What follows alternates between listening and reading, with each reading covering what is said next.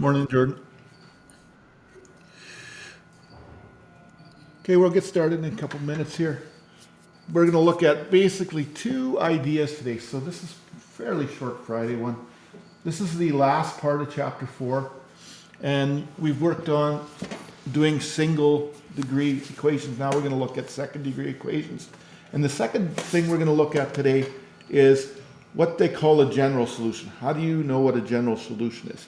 So those are the basic two ideas that we have today. And it's fairly simple if you think of it like quadratic equations. That's basically what second degree trig equations are. They're just quadratic equations with a trig function instead of an x in there. Okay, so that's how to think of them. In terms of general solution, it's basically if you get the solution for one rotation around the circle, the general solution is you just keep adding 360 degrees to both those answers and you get a solution every time as you go around the circle. That's basically what that means. So let's start out by taking a look at some example type things that deal with second degree equations. Okay, sorry, just trying to kill a fly. Okay, so let's do a little bit of a summary. So when a squared trig function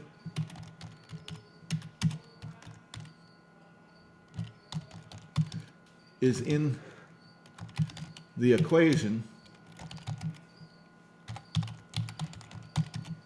okay, we need to use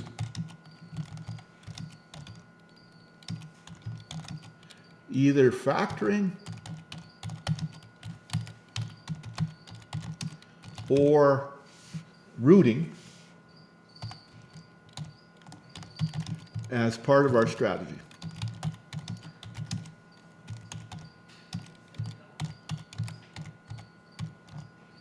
Okay. Okay, and then a key point here is not all trig equations will be solvable, because they, just like quadratic equations, sometimes they don't cross the axis, right? So they don't have a solution. So not all second degree trig functions have solutions. Okay, so that kind of means that sometimes you won't get an answer. Now, for the ones that we're going to do and the ones that we work out of the book, they all have, they're specifically picked so that they have a solution for them so that you can solve them. But there are cases out there where, you might not be able to do it. And later, when we get into identities, which we do in the second unit, we also do solving trig equations with the help of identities by converting things into other forms, basically, is what identities are for. Okay, so that's one note, and then let's do the general solution. Okay, so let's say, I'm going to use my marker here for this. So when I talk about a general solution, let's say that I wanted the general solution for, let's just say I had,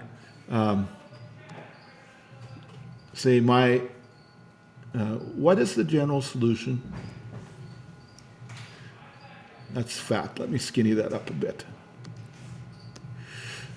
So let's do the absolutely simplest thing we can come up with. So what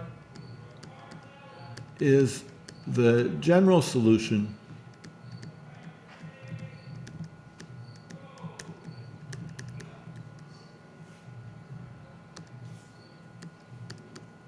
so we'll just do a really simple one. Let's just say for sine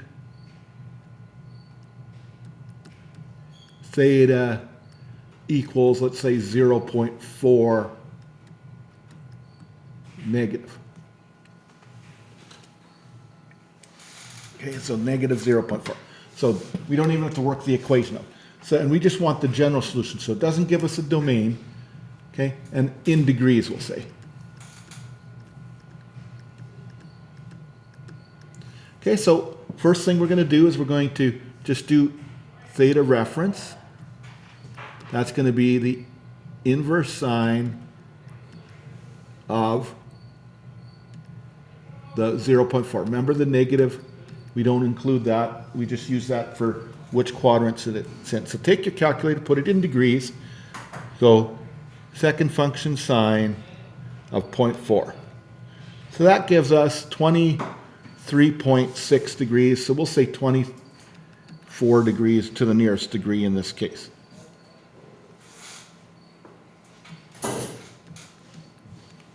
Okay, then we figure out our solution by drawing our unit circle quadrants. Okay, we know that this is cosine, this is sine, and this is tangent for which positive. So we're looking at a negative value. So the negative values for sine are here and here. So our reference angle is here and here. So then our two solutions for one rotation start in standard position are this angle here around like that, and this angle all the way around like this. So this is 180 here. So it's 180 plus 24. So theta is going to be 180 plus 24. That's 204. Oops, 204, not 240. Okay, and then we also have, this is 360 here, so we're going to subtract 24 from that one. 336. Okay, so those are two answers as we go around. Now, for a general solution, all we have to say is that every time you go around the circle, another rotation. So for example, if I kept going all the way around till I hit that, I'd be adding 360 degrees to it. So how do we write that as a general solution? Well, we usually write general solution like this. So I'll write general solution just so we know what we're doing. So we take the answer, 204 degrees, and we say plus 360 times n. Okay? And then we go, same thing with the other one. 336 degrees plus 360 times n. And we say that n equals just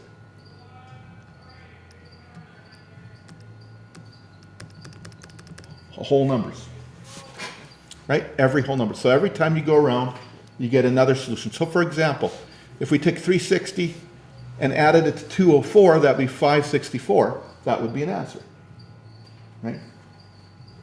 Because it would be going around the circle a couple of times. So that's what we mean by general solution. It also works if we did radians as well. Okay, all that would change is that you'd be adding 2 pi to it, and your answer would be in radians. Or in your case, if we go to decimals when we are using radians, then it's 6.28. Okay, so that's what general solution is. The book sometimes asks, what's the general solution? And that's what they mean. They just mean find the solution in the unit circle and then add 360 degrees of multiples to it, or 2 pi multiples to it if you're working in radians. Okay? Is it okay for me just to do one in degrees? Or do you want to see one just with radians as well? Or is this fine? I think this is fine. You're okay? Okay. Yeah, because it's pretty straightforward. Okay, so that leads us into our final thing we want to look at today, and that's looking at these second degree equations and solving these things. Okay? So, first of all, the main two ways that we do it is roots and also with factoring. Now, some of them will work out so that you have to use an approximate value on your calculator, and some of them you'll find the solutions on here, on your unit circle. Like if you get an answer of root 3 over 2, you know that it's going to be on here. Or if you get a 1/2, or if you get a root 2 over 2, or if you get a root 3 for tangent, you know that that's on the unit circle as well. Okay, so if you can sometimes use the unit circle to look at those things. Okay, and sometimes it's an approximate value. Okay, and the way you tell is just by looking what your final answer is. If it ends up being with these interesting roots on it, then you know to look here. Okay, so let's do some examples like that. I'm going to flip ahead here. So this is our main point for today, and this is solving second degree equations, trig equations. Okay, I'm going to do probably 2 or 3, maybe for sure examples here of different kinds that show up. We'll start with the simplest kind first, and then we'll move ahead. Okay, we'll start with a root, using root.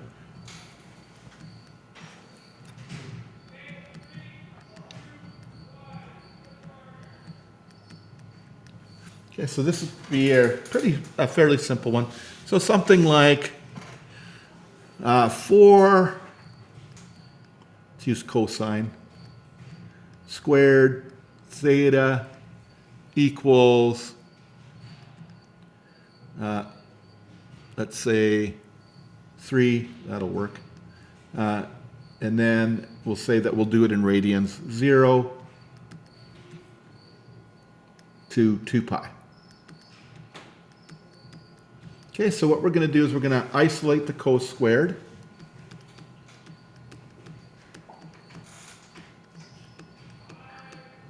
Okay, so we're going to divide both by 4.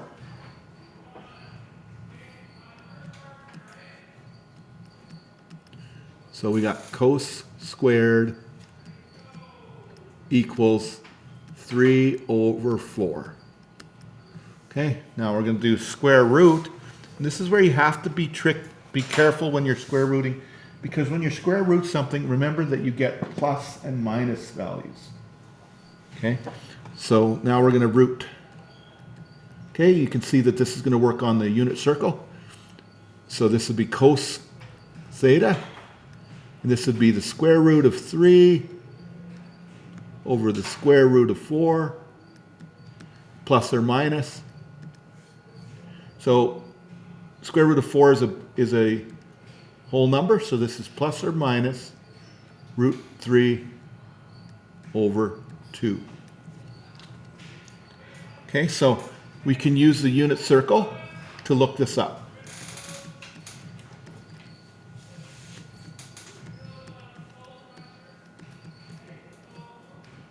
Okay, so we're going to take a look, and we're going to look at the cosine row, which is the first coordinate, and we're going to look for both root 3 over 2, positive and negative. So the first one, and we're answering in radians. First one happens at pi over 6. Okay, then we keep going around, and the next one happens at 5 pi over 6. That's a negative one, but it's still part of the solution. Then we keep going around, and there's 7 pi over 6.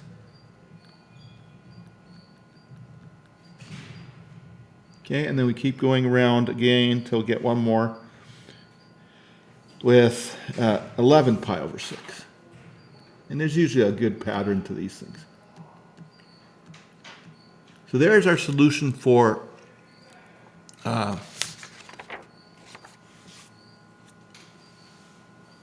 using the unit circle. Okay, and if we wanted the general solution, we would just do the pi over 6 plus 2 pi n, 5 pi over 6 plus 2 pi n, 7 pi over 6 plus 2 pi n, if we wanted a general solution. But this had a domain to it. Okay, so how about if we had one where you didn't have a perfect number? What if you had a decimal? Let's do one with a decimal. I'll let you try the one with the decimal. Okay, in this case, we're going to do degrees, and in this case, you have to find the reference angle and go around. So try this one. So let's say we have 5 sine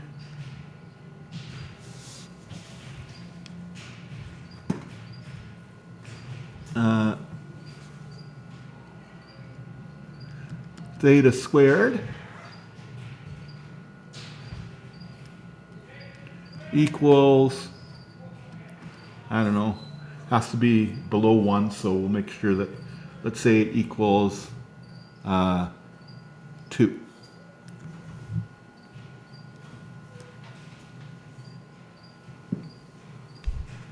Yeah. And we'll go for 1 rotation in degrees.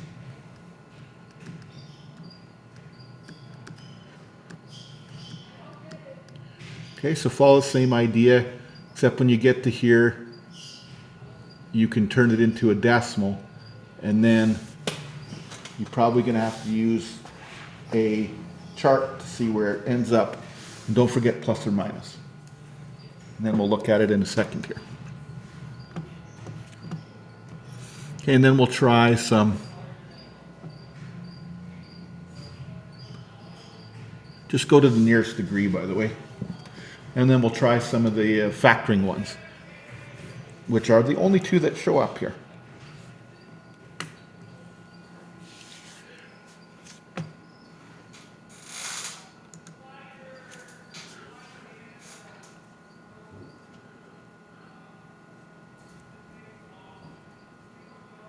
So the next thing that we're going to be looking at here for us in the second part of the trig is we're going to be looking at specific graphs of sine and cosine and tangent and cosecant, secant. So we're about halfway through the unit now. And in terms of hand-in, there's only really one-handed. Probably on Monday, we'll just be a work period on doing some review questions from the review and asking me questions if we have it. So there probably won't be any heavy notes on Monday. Actually, I'll split the hand into 2. So maybe we'll start the hand in on Monday or Tuesday.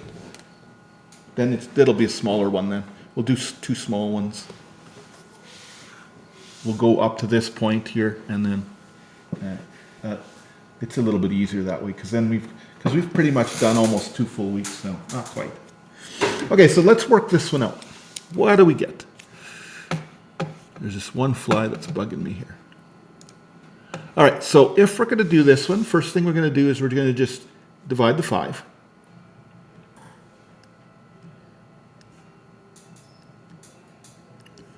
Okay.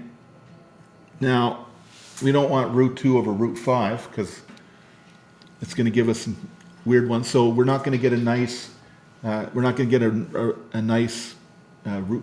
root that works on the unit circle. So we can go to decimal here. Now, if you did root 2 over root 5 and then rationalize, that's okay.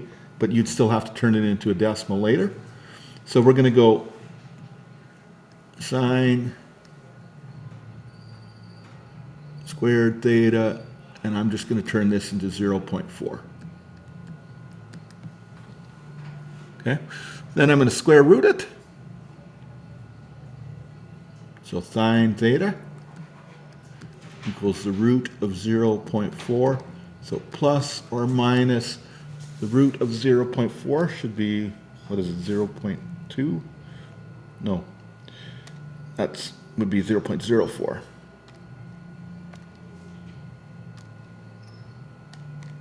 So 0.632, we'll say.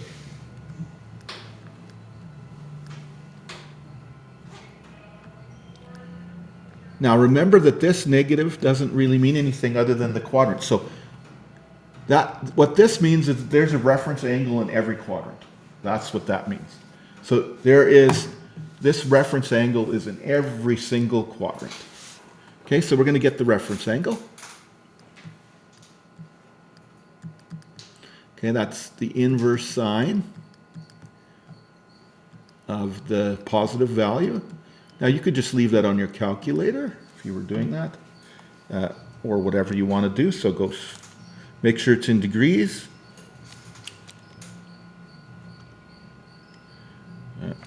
There, got mine in degrees, so we'll go second function sine of 0.632, and I get about 39.2 or so, so I'll say 39 degrees.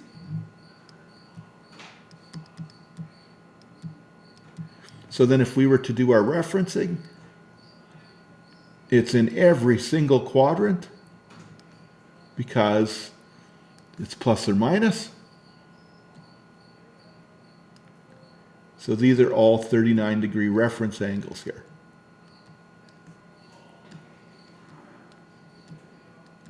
So our first one's easy. It's just 39 degrees. Okay. Then when we get over here to the 180 minus 39 degrees, that's 141. Okay. And then we go 180 plus 39 degrees. That's 219. And then we get over here, 360 minus 39 degrees is 321. And there we go. One rotation around. Okay, so that's an example of using radians, finding it on the unit circle, using degrees and finding it in the approximate value with the calculator. Okay, so that's the first type of examples. That's the just using the root, simple equation, isolating the square, rooting. Okay, now if you have a squared term and a single term with the same value, trig value, then you know that you're going to get a quadratic equation. Then you have to do factoring. So that's our second and final thing for a type of question that we have in this area. So let's take a look at a couple examples of those. So using factoring is B. I think I called it A, yeah. So we'll call this one B, using factoring. Okay, so B, go back to red here. Okay, what if when you need to use factoring skills? So what happens is the equation will look different. It'll have a squared term and a single trig term. So let's do one that has a reciprocal identity so that we have an example with that as well. So let's say we have, I got one here, cosecant squared theta minus 3 cosecant squared, or 3 cosecant, not squared, sorry, equals 10. Okay, and then we'll just do this one in degrees to start with. So let's say we'll go one round. 0 to 360 for our domain. Okay, so the first thing we're going to do is we're going to make it equal, take everything to one side and make it equal 0 like a quadratic when you solve quadratic equations. So imagine this as x squared minus 3x equals 10, right? If you think of it like that,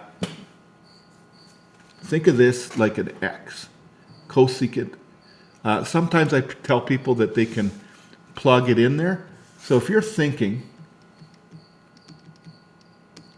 that cosecant theta is like an x, this would be x squared minus 3x equals 10. And then you would just have x squared minus 3x minus 10 equals 0. And then you would factor it. Two numbers that multiply to negative 10 and add to negative 3 would be x minus 5 and x plus 2. So that's how you would get it in algebra, right? So if you could do the exact same thing here, assuming that this is your cosecant. Now, I'm going to work it out. You could just use this and say your answer is cosecant theta minus 5 and cosecant theta plus 2 equals 0, but we'll work it out as if we didn't do a substitution. So if we had the minus 3, we just bring the 10 over, like we did in the algebra problem. And then we factor it just like we did in the algebra problem right there. So that would be cosecant, not cosine, sorry. Make sense so far? Cosecant, sorry, theta. Oh, whoops, I got the theta in there already. So this would be cosecant theta minus 5 and cosecant theta plus 2 equals 0. Okay, so that gives us two possible solutions for each of the factors. Both of those can equal 0. Factor 1 or factor 2 can equal 0. They can be x-intercepts. So we're going to equal them to 0. So we're going to say cosecant theta minus 5 equals 0, and we'll solve it. Okay, bring the 5 over. Cosecant theta equals 5. There's one solution. Okay, and then we're going to do the same thing over here for the other one. So cosecant theta plus 2 is equal to 0, and then we're going to bring it over. So cosecant theta equals negative 2. Okay, so we have two solutions to draw out. Now, we cannot actually find a spot on for a cosecant, so we have to convert it into the primary ratio. So cosecant is related to sine, right? So sine equals 1 over cosecant theta. So we're going to change it to sine.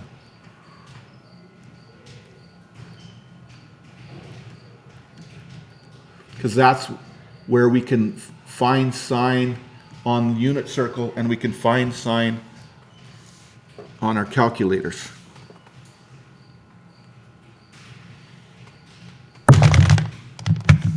Nope, missed them. All right, sorry about that. Okay, did I delete things there?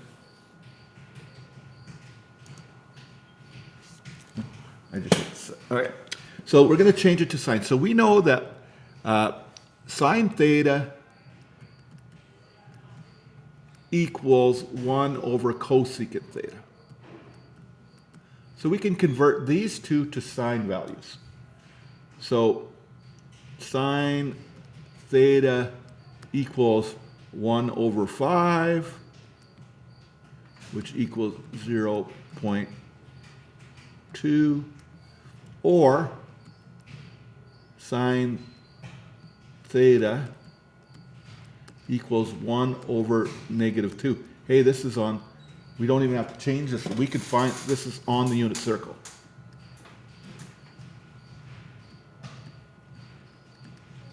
So we can find two answers there. This one isn't on the unit circle, so we have to use our calculator for this one.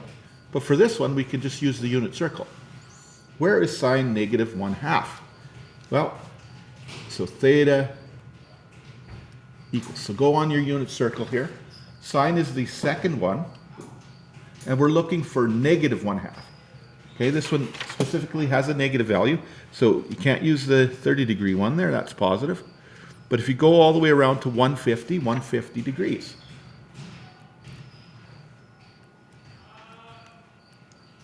Okay, and then we're looking, okay, well, we've got 150. And, or sorry, that's positive. right? That's not a negative. 150 is a positive one. They're both in the bottom there. Sorry, we're looking for the negative 1/2, so 210, not 150. Sorry about that. Okay, and then where's the other one? 330. Okay, so that takes care of this one. Okay, the other one isn't on here, so we can't really just look it up, but we can actually use our calculators. So the other one will have 2 spots where sine is 0.2. So it's positive, so we're going to draw a little axis here for these two. All right, so I'm going to go sine inverse of 0.2 equals theta r. Okay, take your calculator out, make sure it's in degrees, go inverse sine of 0.2, and I get 11.5 degrees, so I'm going to say 12 degrees.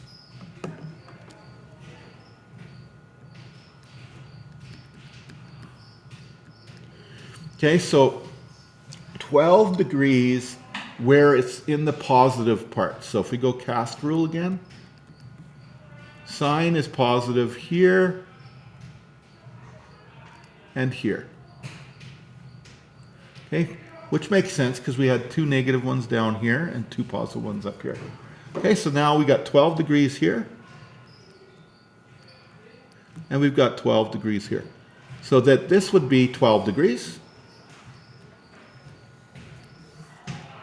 and that this would be 180 minus 12, which would be 168 degrees.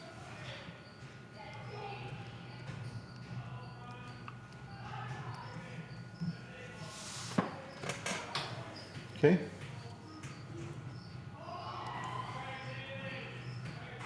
So there's an example of that. Let's do one more, and then that'll be it for today. Let's see if I can find another one that's not too long.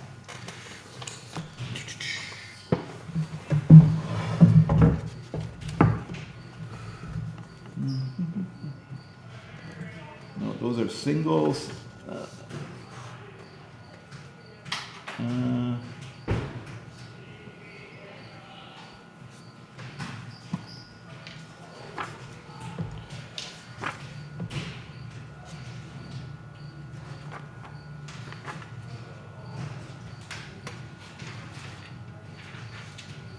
That's okay.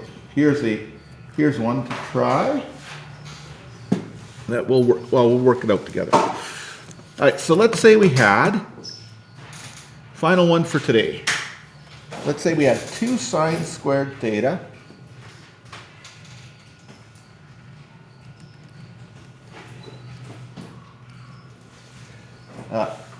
plus sine theta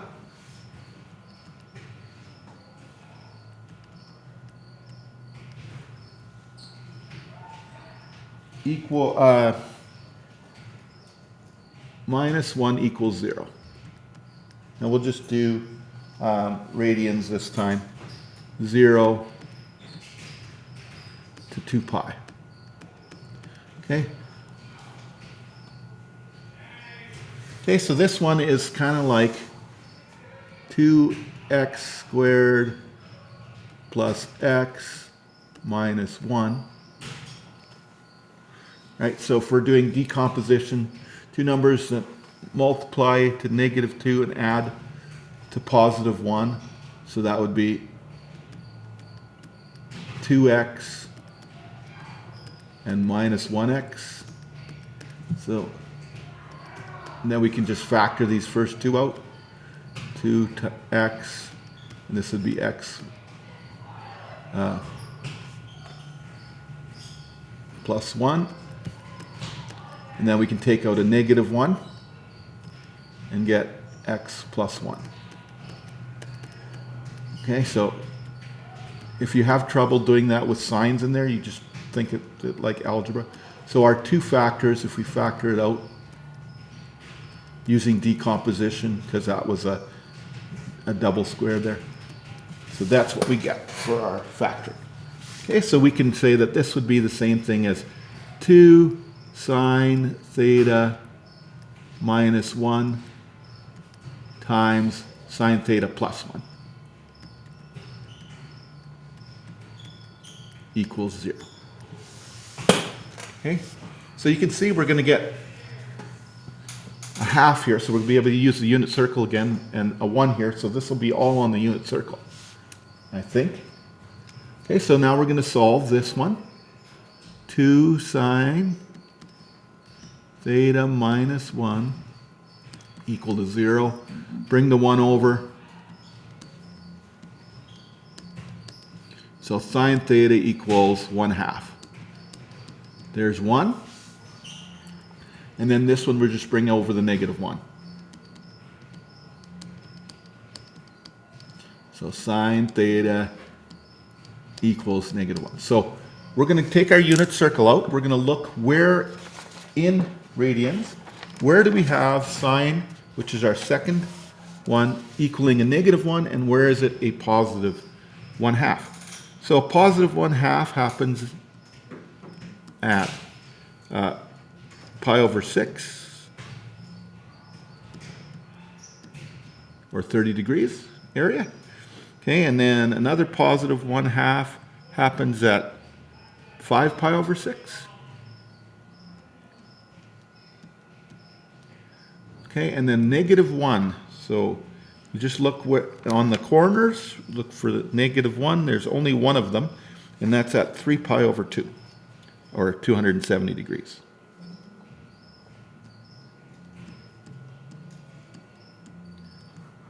And that is the final area in chapter 4, first half. So what I'll do is so probably work period on Monday, just working on the hand in. I'll put it up for you, Jordan, so that you'll be able to print it off.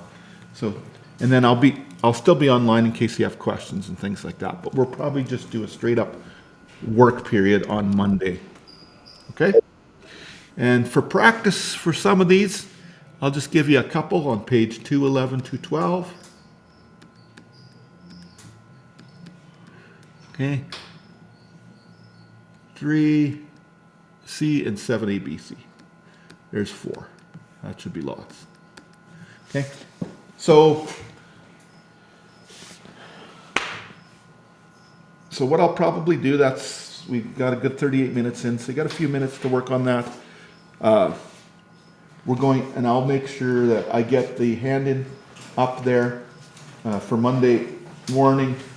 I'll probably put it up this weekend sometime. We'll work on that on Monday. We'll see if it's a 2-dayer or a 1-dayer. It might be a 2-dayer. I can't remember how long it is because I haven't looked at it. It's the same one I used the last couple of years. So I'll post it up on the Moodle page for you, or not the Moodle page, the Google Classroom page. But that is it for instructions today. I'm going to stop the video. I'll stay online for a bit, Jordan, for 10 minutes or so if you have any questions. And then that'll be it. And have a good weekend, everybody.